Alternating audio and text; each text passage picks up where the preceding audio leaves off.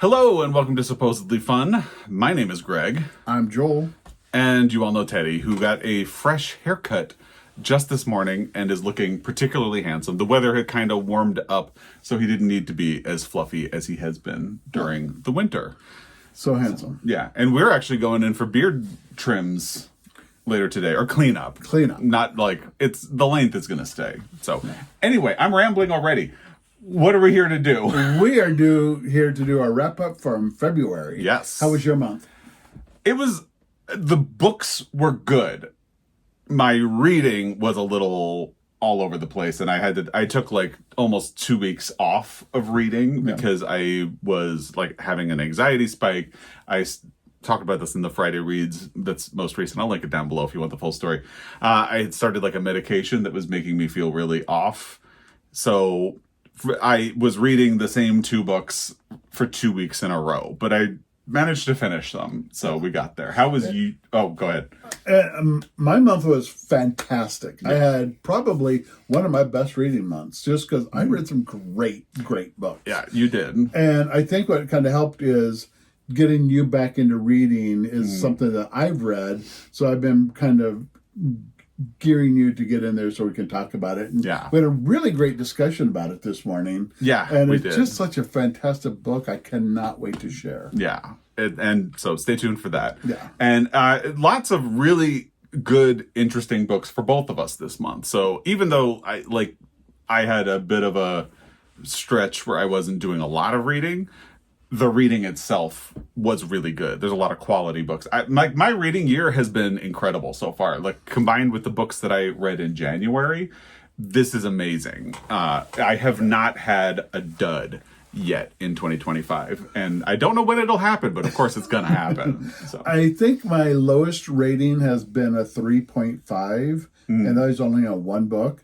But pretty much all the books I read this month were 4.5s or 4. Yeah. So I have really enjoyed what I've been reading. I think I rated a book 3.25 this month, just recently. I'm going to tell you what it is, and then we'll tell you later. And that I'm rethinking because I feel like if a book is good, I felt like I had to give it 4 stars. Right. On Storygraph, but I'm trying to reframe that because 3 is good. 3 is still good. Really good. So I'm trying to reframe that. So I did give it 3.25 stars, but that doesn't mean it's a bad book. It's still a good book. So shall we dive into this? We shall dive in. So I have 5 books. And I have 6. Okay. So do you want to go first? And we're gonna have a lot of 3 books in common. So 3 do you want to go first? And this is going to be our first one. Oh, yes. Tartufo by Kira Jane Buxton, which was my 3rd book of the month, so I'm just going to talk about it with you. Okay. Yeah. Awesome. And I read this because of you. Because I really enjoy it. I love this book. Yeah. It's a small village in Italy, and they are running on desperate times of the village collapsing financially. And they need a win. And so there's this truffle hunter who went out with his dogs hunting truffles. I love the dog, by the way. The dogs are amazing in this book. And he discovers a large truffle. That's all I'm going to say about this truffle. Yeah. It's unusually large. Unusually large. And so he brings it back to the village. And it's like they can auction this off and make some money. And it's just bringing a bright joy to this village and bringing everybody. The characters are amazing. The writing is fun. It's a fun book. Yeah. And then when you kind of get to what happens with the truffle, it's far-fetched, fun, silly, crazy. Madcap. A little bit. Yeah. And it just is a lot of fun. And then the ending of the story brings the whole book together, and I just loved it. Yeah, it was great fun. A fun book. Yeah, I had wanted to read it anyway because we got this advanced reader's copy at a trade show at the end of September, beginning of October. Yeah. And I already was like sold and wanted to read it, but you read it like right when it came out. Yeah. And basically we were both reading, we'll talk about the book I read and made him read, and then we kind of swap. So I read Tartufo, and it is just a fun book. At the time I was reading it, I kind of compared it, it's like an Italian fried green tomatoes. And I do think that holds up. It's a little more madcap than Fried Green Tomatoes, but it is that same sense of like, it really digs into the region where these people live, the personalities of the people in the town. It's more about the town and the people than it is about any one person. Yeah. I felt a little under the Tuscan sun with it. Yes. Because you have some really fun characters in the movie. Yeah. And they're all different. They're a little crazy. Not the book Under the Tuscan sun. Yeah, not the book. Not the book. We don't discuss the book in this house. Anytime we say Under the Tuscan Sun, we are talking about the movie. And Diane Lane. And Miss Diane Lane. And you just get the fun characters, the fun craziness, the everything just wrapped up in this book. Yeah. And it was fantastic. I highly recommend it. Yeah. I like, my one critique is I think in the ending, it does become a little madcap to the point where it's a little, you kind of have to check your brain. Like, there's at least like one plot thing creating suspense too many, and I can't talk about what it is without spoiling the book. But I had so much fun reading this book. It is very charming, and the audio is how we ended up listening to it, or reading it. And I thought the narrator did a great job with the voices. Oh yeah. And the Truffle Hunter, you have to read the book. Yeah, I loved him. Yes, I really did. And I think because that's one of the things that's interesting about it. All the people in the town react to the truffle differently, and I think it's safe to say he's the person who's reticent about the truffle. And that's why finding the truffle becomes a thing for the town, because he doesn't want the money. He wants it to be the town's truffle, because he's the one who really knows and understands the trouble and attention that can come from having such a big auction for such a known thing. And he is just a fascinating character. His backstory is wonderful. Loved it. I love that character. Even his dogs have two different personalities. Yeah. His truffle hunting dogs are just kind of fun. I love the way, so she writes from the perspective of the dogs sometimes, or at least the female dog. I don't remember her getting into the perspective of the male dog. Right. Whose name is Fagiolo, which I love. And Aria is the female dog. Yeah. She gets into her perspective, and the way she writes about her sort of sniffing and the sensation of the like sniffing and trying to find things, but also the way she sniffs sensations. Teddy fell asleep sitting up. He's snoring. But the way she describes the sensation of, like, she can tell from the scent of Giancarlo, who's the truffle hunter, when he's feeling anxious or something like that, which is really interesting. And then I did think, like, there's one chapter that keeps going into the perspective of, it goes into the perspective, oh, wow, I really messed that up. Goes into the perspective of an ant, and then it goes into the perspective of a bee that hovers around, and it's really interesting. It doesn't entirely tie back to the book in those cases, but it is interesting and well written. So it's a fun book. Totally recommend this one. Yes, I gave absolutely. this one a 4.5 stars. So, and don't we need charming, caperish? It's not really caperish, but like kind of madcap, mad world. Yeah, like crazy. that. Yeah. So we need this. We do need that. Everybody needs this. Take a break. Read Tartufo. And the narrator does a great job with the audio. She does the accents. She speaks in Italian. Sometimes she does different voices. So it's a very English-Italian written book. Yeah. It's like, good thing we knew a little bit, because then I could pick up what was happening. Yeah. So it's like the Italian version of Spanglish. Yeah, it is fun. Yeah. And you're welcome. Yes. All right. So my first book was another one that we have in common, but we don't have, because it was I had gotten it from the library, and when I brought it home, this is Four Squares by Bobby Finger. I don't know why I'm being coy about the title. So I brought it home from the library, and when I did, you saw it and said, I want to read that book. It's been on my TBR forever. And somehow I had missed it. Yeah. And only recently heard about it. So I was like, you do? So we talked about it, and we decided to cash in a credit on Libro.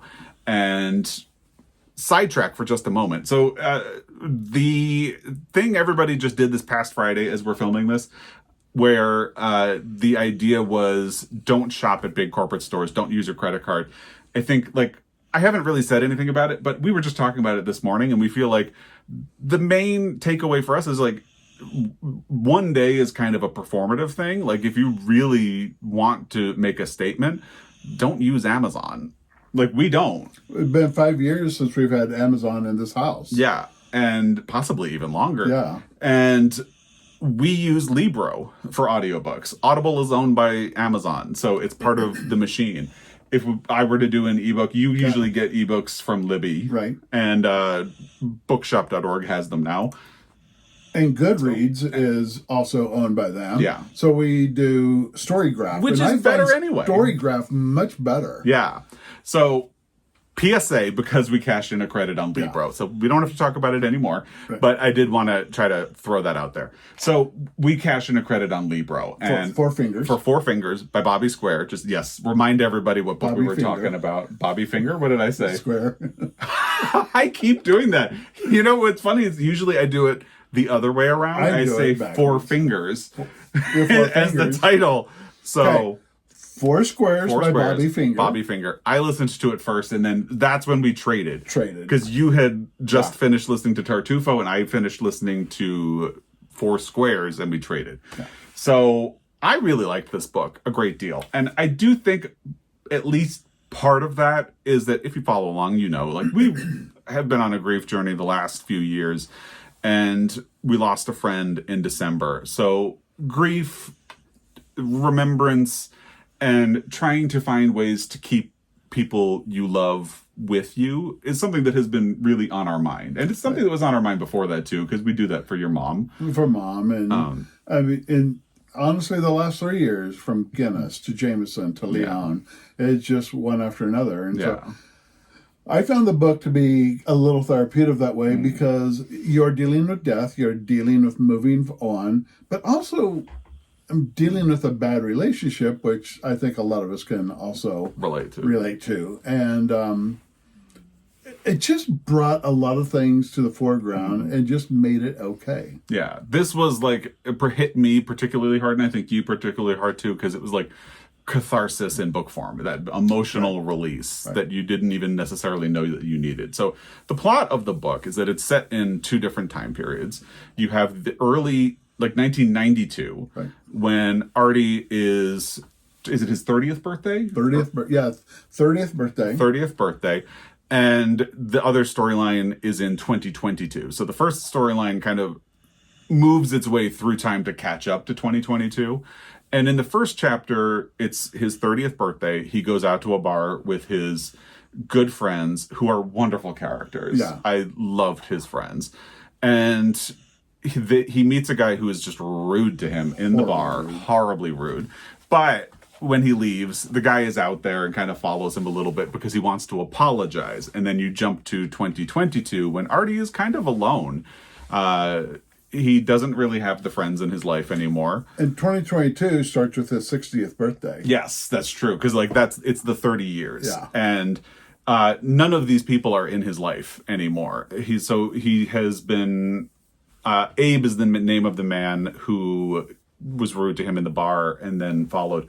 And you find out that they had a relationship, and the only people who are in his life now is Abe's daughter. And she's moving across the country. She's just gotten married. Pregnant. So he's kind of alone and trying to figure out how to restart his life. So a lot of the book is also about what happened in the middle, all those years in between, and it sort of teases out some of the details. And it's really beautifully about life and remembrance. The parts in the 1990s deal with the AIDS epidemic a lot, and in very poignant ways. There are parts of this book that I know I am really going to think about a great deal. Like there's, without giving anything away, there's a part where in 2022, he goes, or was it in the 90s? He goes to a dinner party. I think it was 2022. I think 22. And he sees paintings of men. That is such a beautiful moment. I can't say anything more. I will give it away. And also another part where he's at a different dinner party and he has a moment with the hostess in 2022 as well. And they realize they were in the same place at the same time and didn't know it. I think it's a little bit about growing up and reinventing yourself. Mm-hmm. It is, very much, yeah. kind of putting a little bit of the past behind and starting over and reinventing yourself and finding out really who you are. Because I don't think in 92 he had a idea of who he was. No, I don't think so. And in 2022, I don't think he starts out knowing who he is either. Yeah. And so I think if you're someone who has liked The Secret Life of Albert Entwistle or Becoming Ted, read Four Squares. Read it. It's so good. Trust us and thank us later.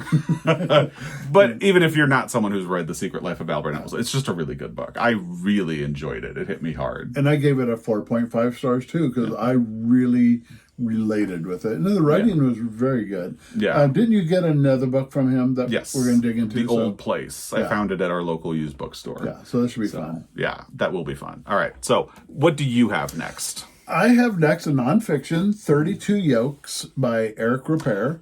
Eric Ripert is a chef in New York City who runs La Beurre de Dan, 3 Michelin stars, like $400 to go through the chef's tasting menu. Yeah. Which, after reading his book and reading the menu, I really want to do this. I would have really wanted to do it before you read the book, but now especially so. Also, I feel like it's worth saying, Eric Ripert, total silver fox.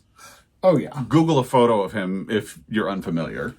Just these steel eyes that are just gorgeous. Yeah.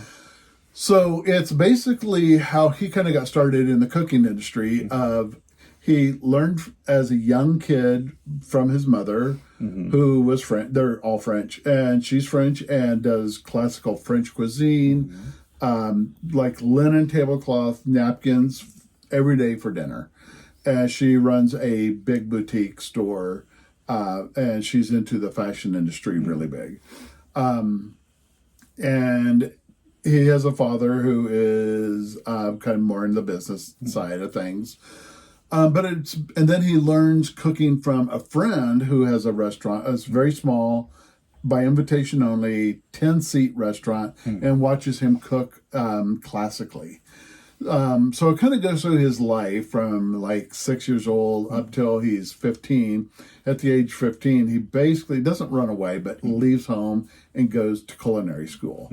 And I got a lot of PTSD from this book of going through culinary school and then his first job working in a restaurant to get a Michelin star, and how verbally abusive, emotionally abusive they are in kitchens. And it really was good. I know I talked to you a lot about it and going through and me reflecting on my time in the kitchens and having some horrible chefs and some fantastic chefs. Yeah. Then he gets into, he's 18 and he gets into his first restaurant that is a Michelin star, and they're trying to get another or keep it. And it's just a fantastic story of him growing up and being in this. But now, and then he basically understands when he comes to America, he finds a book on Buddhism, and that's where he kind of developed himself. And so he's still Buddhist. He meditates every day. But I can imagine his kitchen being very Zen-like. I don't believe he's a chef that will yell, scream, throw. He's not that type of, like, he burnt up a rack of chickens in his youth, and his chef just ripped him. And now today in his restaurant, he goes, somebody will do that. And he goes, yeah, I've made that mistake before. Yeah. And he just sounds like an amazing person. And I would like to read this book because I think it will be amazing. And part of it is it sounds like it's a really good counterpoint to what's Anthony Bourdain's book? Kitchen Confidential. Confidential, thank you. That's for some reason I couldn't think Confidential, which I read not long after I met you. Yeah. Because you were working in a restaurant when I first met you as a pastry chef. And I had heard good things about Kitchen Confidential, and I kind of thought, I want to know what it's like working in a kitchen or working in a restaurant. So I read Kitchen Confidential. So Kitchen Confidential, great book. Honestly, it is actually one of my favorite books, or at least nonfiction books. And I'm someone who was not a huge fan of Anthony Bourdain, but I did really like Kitchen Confidential. But Kitchen Confidential So there's a reputation that restaurants have had historically that the kitchen is very chaotic, very masculine. There's a lot of abuse that happens, and it was kind of a hostile place for like women to work. And I do feel like that's changing, at least in part because you have a lot of female chefs who own their own restaurants and kind of said like, I don't need to put up with this. I'm just going to go out on my own. But also like people like Eric Ripert who experienced that kind of abuse and then created a kitchen that didn't tolerate that kind of behavior. And so Anthony Bourdain kind of takes it for granted that this is just the way restaurants are. And if you want to work in a restaurant, you need to be able to survive and put up with it. And people like Eric Ripert kind of says, no, you can make it different. So if you know the chef in the chef's world, Eric Ripert's first job is with Joel Robuchon, who is like a big name chef if you know him. So that really intrigued me a whole lot more knowing about Robuchon and just the type of person he was. Most of Eric's training has been working. So you have your station chef, and then you have a sous chef on the station, and then a commis, which is a cook that helps. So he's been kind of the sous chef of the station, and he works with this guy who basically has mastered the fish station. So a lot of his training is working on a fish station, then he gets trained on the fish station, which is really kind of hard because you do need to prepare the sauces fresh almost for every time. So he had to make fresh sauce twice in a 4-hour shift. So you would need for it to be that fresh and that perfect every time. Every time. So reading this book really did put me back in those days. Yeah. And I've never worked for a Michelin star. I think it'd be very intense. But I really appreciated feeling like I was in the kitchen with him. Yeah. I would love to read it. Yeah. And fun fact, we actually saw Eric Ripert once. That was like, honestly, that was like a major celebrity sighting for both of us. Yeah. When we were living in New York City, we went to see Warhorse, and Eric Ripert was sitting 10 rows ahead of us, and we were both like, ah! So... I mean, we were even standing next to Bobby Cannavale once, and we're like, okay, this is cool. Yeah. But Eric was like, wow. Wow. So, like, we were, like, staring. Like, how's he reacting to Warhorse? So maybe for my next big milestone birthday, we can go to La Verdadin. That would be fun. So, yeah. When we have $1,000 to drop for just nothing. Someday. What do you have? 32 Yolks by Eric Ripert. Yes, which I would really like to read. Yeah. You did it on ebook. I might see if there's an audiobook out there. If he reads it, I feel like I'm going to be sold on that. I may audio. actually do it again. But I want to read it.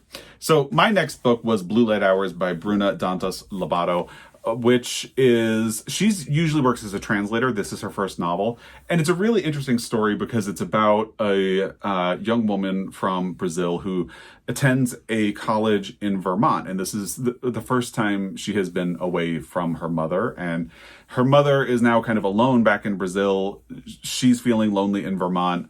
So they communicate by either FaceTime or Skype, and that's the blue light hours. Like when she's not in classes, she's usually on some kind of a screen talking to her mom. And her mother's lonely and she feels like she needs to be there for her, but at the same time, she's also kind of discovering her life and wondering, like, when she finishes college, does she want to go to grad school in the United States? Like, is this going to be her new life? But does that mean leaving her mother forever? And what will that do to her mother? It's really interesting, and I think it's relatable to a lot of people these days. You know, I live states away from my sisters and the rest of my family. You live away from, like your brother lives in Seattle. Lots of family in Kansas. So, yeah. So it just feels like it's a lot about maintaining relationships from a distance. I mean, I have a friend who lives 45 minutes away from us, and we mostly communicate by text. We see her maybe twice a year. Yeah, so it's about that. Really good book. I would recommend it. So, what do you have next? Well, oh, here it comes. Here it comes. Here it comes. So, last month, we read Snow Child by A.O.N. Ivy. Or last year. Or last year, yeah. And we enjoyed it so much. And it's like a different type of book for us, but we did it and loved it. Yeah. So when we were at the conference, we saw her speak. Yeah. She was speaking about Blackwood's Blue Sky. Is this signed? Oh. I think it probably is because... Oh, I may squeal. Oh, little signature right there. Yeah. It's signed. Signed. Okay, this book was amazing. Yeah. This is probably in my all-time favorite reads. Not what I would normally do. The writing is beautiful. The story's a little different, but relatable. Yeah. And gorgeous book. Yeah. God, I love this book. And I'm waiting, and I'm glad you're done, because then we got to sit and talk about it over breakfast. We really... So I did... full disclosure, I kind of cheated. I finished it this morning. Yeah. And we're filming this on March 1st. Right. So technically it's March. We don't care. We don't care. We don't care. It's a short month. Anyway, this book is amazing. It's about a mother and her daughter. They live up in Alaska. The mother's and drinking and drugs, and the whole first scene's kind of scary of just how off the rails she is. Yeah. And she meets this man, Arthur, and he comes into her restaurant. He's a loner. He's a little different. He's a little deformed. He's missing an ear and a big scar going down his face. And there are a lot of rumors in town about how this happened. Happens. Yeah. But they get a connection between them. Yeah. And her daughter gets lost. Arthur finds the daughter and brings her back. So he's a good guy. We know this. Yeah. And then Bertie, the mother, decides, I need to get away from all this. And they go move out with Arthur off grid in the woods and survive off the earth, no electricity. Yeah. And then the story starts getting a little crazy after that. Yeah. But in a good way. In a good way. And I feel like we can't really talk about that half of the book, because I feel like it's something a journey you need to go on yourself. Yeah. And let it unfold and surprise you. And when I read it, I was sitting there, I was listening to the book, and then all of a sudden I go... You gasped. You actually gasped. He was like, what? I was like, what? Please tell me. And you were like, no, you're reading this next. So... And a lot happens. Go with the book. Just go with the flow and enjoy it. It is absolutely beautiful. Yeah. This is the book we were hinting at earlier. We had the best conversation about this book over breakfast this morning. Pancakes and Blackwoods. Yeah. And it's just, there are so many interesting things to talk about in this book, and layers. And I know I got a comment from someone who said that they didn't relate to the characters, and I just have not had that experience with this book. Because that's one of the things I was talking about. I think the author, A.O.N. Ivy, she brings a lot of character to everybody. There is so much depth to Birdie. Like, that's one of the things we were talking about so much at breakfast. Like, this is a woman who absolutely loves her daughter, has a complex past, is very independent, and does not like feeling controlled by other people. Like, that's part of the reason living on the other side of the mountain is appealing to her. Yeah. And it's just such a good, interesting book. She's such a fascinating character. And the way, I feel like it's very, I keep starting a sentence and then going in a different direction. I feel like it's a very good, accurate, interesting depiction of parenting, especially for a woman who would have had a child very young. Yeah. Because she tells Arthur at one point, and this is not a spoiler, like, I love my daughter. I want to be there for her and protect her, but sometimes I just want to go off on my own and not have to think about being a parent and do something for myself. And I feel like any parent in the world can relate to that sentiment. And not be selfish about it, but just a moment. Yeah, you need time. I mean, in anything, you need a little time for yourself and to do a little something for yourself. So fascinating book. I think, did you pull up the... Yes, I did. Yeah. So I do want to read an Instagram post that A.O.N. Ivy made about this book the day before it came out, which I think will also really lure you in if you're not hooked already. For Christmas in 1980, my grandparents sent me a beautiful copy of Beauty and the Beast illustrated by Mercer Meyer. I was 7 years old at the time, and more than 4 decades later, I still have that copy. There was something about the story that haunted me even then, something that felt familiar, but also not quite true. Over the years, I've collected many different versions of this shape-shifting story, including East of the Sun, West of the Moon, The Lady and the Lion, and The Brown Bear of Norway. Back in 2016 or so, I realized that they held the key to the novel I wanted to write. Early on, I described Blackwood's Blue Sky as a retelling of Beauty and the Beast, but that's not quite accurate. Instead, I was wrestling with the fairy tale, interrogating it as I tried to get at the truth. Growing up, I learned that love was both incredibly powerful and utterly powerless. Fairy tales told me that if a woman was beautiful and virtuous enough, she could break the spell that tortured a man. As a little girl, I witnessed the dangerous fallacy of this idea. Blackwood's Blue Sky is about the kind of extraordinary and troubled love affair you read in these fairy tales, but it's also my attempt to hold it accountable. And perhaps more importantly, I wanted to show how people's choices ripple through time. At the very heart of Blackwood's Blue Sky is Emmeline, the 6-year-old girl who has little autonomy but will be forever changed by the choices of the adults in her life. I wrote into the darkest fears and most magical memories of my childhood, and for me personally, Blackwood's Blue Sky is the most important story I've ever told. It's incredible to have it finally out in the world. That gives me chills every time I read it. I know. It's so beautiful. Because it really resonates to this book. Yeah. And I just can't recommend this enough. Yeah. She has become like a must-read, must-buy author. She only has 3 books. And I had been planning, so we read The Snow Child, which was her debut, and was a finalist for the Pulitzer Prize. Honestly, I really hope that this becomes the runaway favorite for the Pulitzer next year. Oh. Wouldn't that be great? I would get so excited. I want her to win the Women's Prize. Yeah. I want her to be in the mix for everything. Everything. For this. And I really hope that happens. So I had been planning to read the second book after The Snow Child and then go into Blackwood's Blue Sky. But you went into Blackwood's Blue Sky. And, I was already leaning in that direction. But at this moment you gasped while reading. I was like, I'm jumping to Blackwood's Blue Sky. So, yeah, read that book. Yeah. And I really hope if you do read it, you like it as much as we do. Yeah. I am obsessed with this author now. Yeah. And, she was at the trade show that we were at. And yes, she spoke at a dinner that we were at, which was a very formal thing. You wouldn't really get to talk to her. But we were with Chelsea, who's one of the co-owners of Montana Book Company, and she recognized Eowyn Ivey on the sales floor and told her how much she had loved Blackwood's Blue Sky.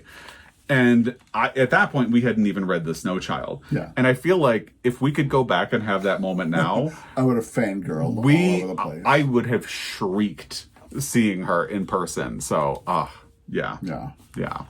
Okay. We're going to calm down. Let's calm down. Whew. So, okay, let's breathe. What do you have next? My next book is something... this is where the lull hit. Well, I finished Tartufo. Yeah. But we already talked about it. I had been reading this for like 2 weeks. It's The Hills is Lonely by Lillian Beckwith. It is kind of a memoir. It's kind of fiction. I'm not going to spend a lot of time on this because, we have other books to talk about. I enjoyed it. This is the one that I gave 3.25 to, but that's still good. It's kind of a memoir. It's kind of fiction. I'll link my most recent Friday reads down below because I spent time talking about it in that, and I feel like I had to have a bit of a reckoning with it because it's not the book I expected it to be, but it is a good book for what it is. Well, also explain why it's kind of relevant to us right now. Oh, so we're obsessed with the Hebridean baker, in case you haven't noticed, because I think we talked about his cookbook in our last wrap-up. And we just got his new book, which is amazing. And... he's the Hebridean baker. This is kind of a memoir, kind of a novel about moving to the Hebrides. And I really wanted the history of the Hebrides and a memoir of the people and the place. And that's kind of what I was looking for. And that's not exactly what it is. Yeah. So, but yeah, that's it. There's a connection there. There is a connection. Yeah. And yes, look into the Hebridean baker. Oh, God. You made his shortbread? Yeah, and probably the best shortbread I've ever had. I had a religious experience with that shortbread. He's also a really sweet gay man who basically has a massive following. Yeah. Great cookbooks. His cookbooks are basically telling the history of the Hebrides. Yeah. And so I need to actually sit down and read his book because it'll probably give me what I was looking for. And the Isle of Skye is in the south tip of the Hebrides Islands, and we were there. We were there. We were there. He's doing a North American tour right now, and we would have loved to have seen him, but oh well. The closest was up in Calgary, which is about 8 hours. And we would have gone, but it was sold out. It was sold out by the time we... Yeah. But alas. Anyway, what did you do next? Surprise! Surprise! Book number 3 of A1 Ivy's. Yeah, which was actually the middle book. To the Bright Edge of the World. It's the middle child of A1 Ivy's works. It was a little bit of a middle child, too. I am a middle child, so we're allowed to do this. So. And I love my middle brother, but a little different. This is more of a story of a expedition. You guys know how I love my expeditions. An expedition of exploring the Alaska Territory after we just bought it. And so they were doing a expedition up through the territory to kind of explore what's up there, see what kind of animals, what kind of wildlife. And while on the expedition, there's a line you cross of understanding the relationship between humans and animals. And certain things kind of happen. If you get into her books, you'll kind of start seeing the mythical side of the characters. And it was a really fun book. It was, I'm sorry, I don't remember the term. What do you call terms when you read letters? Epistolary. Epistolary. So it's basically journal entries and letters that guide you through this book of what they do. Yeah. Still a fascinating book. A lot of fun. Didn't capture me like Snow Child and Blackwoods. The bar is high, to be fair. Now, I haven't read this. I speculated after you finished it, because you listened to it on audio. Audio, yeah. And I wonder if this is a book that you might need to read physically. Yeah. Because it's the journals and the letter entries. And there are like photos and illustrations. Like there are postcards. Yeah. I flipped through the book. Yeah. So there are like postcards. And so there's like a visual component as well. So I don't know how that translates. And it's based on a true story, but I think elaborated. So a really fun book. Very adventurous. A lot of things happening in the woods, and I don't think it's a spoiler, but it's also, there's a section of the book where a woman does something women are not supposed to do. Yeah. She writes great, strong female characters. Yes. Yeah. She wants to be a photographer. And it's like, women aren't photographers. And she goes, well, women with a camera? What? What? Don't tell Annie. And she wants to become a photographer, so nobody helps her. So she has to learn on her own, and she finds people. That was actually not part, is a sub-story, but it's probably the most fascinating part of the story of her learning and her journey of going through this. A fun book, fascinating. So get to know A1 Ivy is what we're saying, and I will catch up too. Try this one, and then we can talk about it more, because I think it still had a lot of good points to it, and the mystical side of it was still like, wow. Yeah. And I think that part of the thing about A1 Ivy books is that you can talk about the premise, but you can't talk about like the back half of the book because it would be too much of a spoiler. So I feel like you're stuck not being able to talk about To the Bright Edge of the World now. Well, so the woman's husband is the colonel who's leading the expedition. And the government said, yeah, you can go with them up to this point. And even back then... I want to show the end papers. Or it's not the end papers, but... The map. The map. So, really, really great map. Yeah, and you know I love a book with a map. And it has a big crow in there. That's something. Is that a thing? That's a thing. So she wants to go on this expedition with him because she's really wants to learn. She's curious. She's inquisitive, and just was groundbreaking for what a woman is expected to do. And at the last minute, she could not go. So, yeah. And it is part of the story of why she can't go. So, interesting, fun book. Yeah. All right. So my last book for February was Beckwith Blue Sky. So I'm done already. And again, technically, I finished it this morning. Yeah. It doesn't matter. It's fine. Ignore it. So, did you have any others? One more. Yeah. I did All the Colors of the Dark by Chris Whitaker. Very highly recommended. Highly, highly recommended. And what's up, bud? I enjoyed it. I'm not sure I quite got it. I was having a hard time in the beginning. And then in the middle, it's like, ooh, I love this. Yeah. And then I'm really loving it all the way through.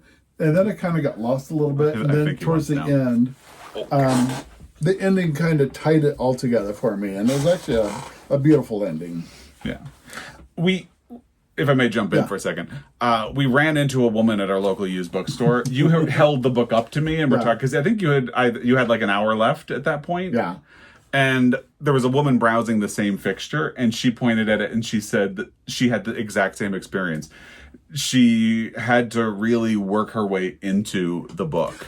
Actually, no, this was before I went to Helena, so I still had 5 hours. Oh, wow, like half the book. Okay, yeah. So it's a long book, so I'm probably about a third of the way through, and I'm like, I don't get this. I don't know. And but it was nice because she was kind of able to say, stick with it. Yeah. So... And then, of course, we threw her back, A.O. and Ivy. He sold her on the Snow Child. Girl, you need to read this book. Yeah.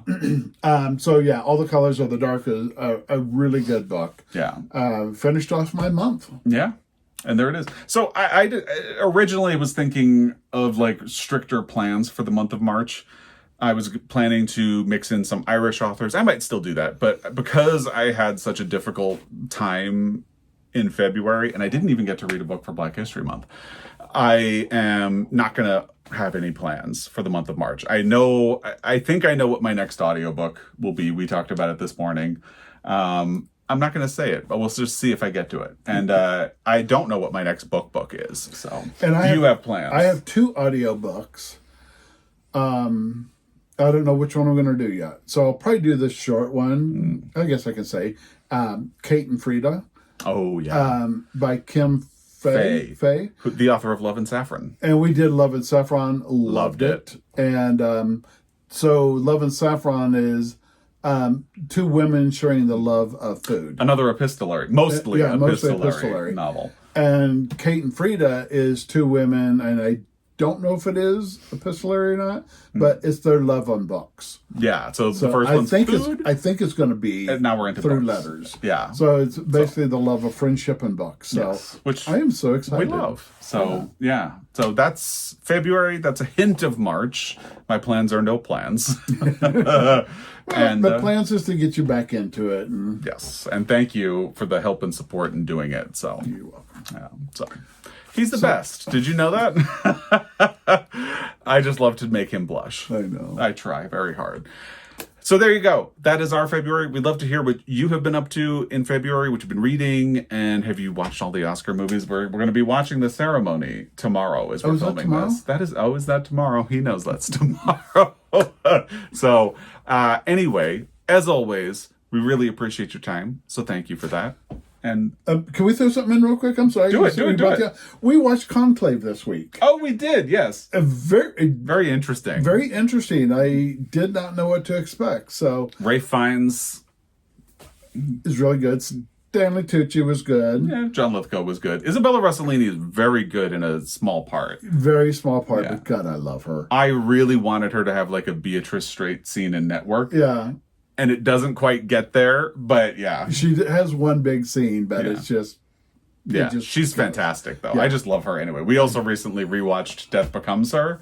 She's so good. She's... fantastic in that. Yes. So it's so gorgeous. Oh, yeah. Yeah. Yeah. And she's great on 30 Rock. She is. She's great on 30 Rock. So yeah, Conclave was an interesting book.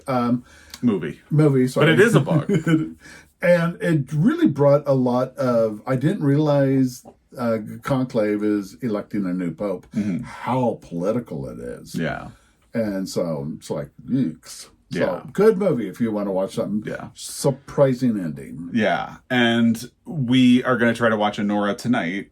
And that's going to be obviously the last thing we really fit in before the actual show. Because it's tomorrow. Because it's tomorrow. So happy Oscars. Happy Oscars. So we appreciate your time as always. Happy reading. Happy Oscars. Happy baking. Happy baking. Go forth and have fun. Bye.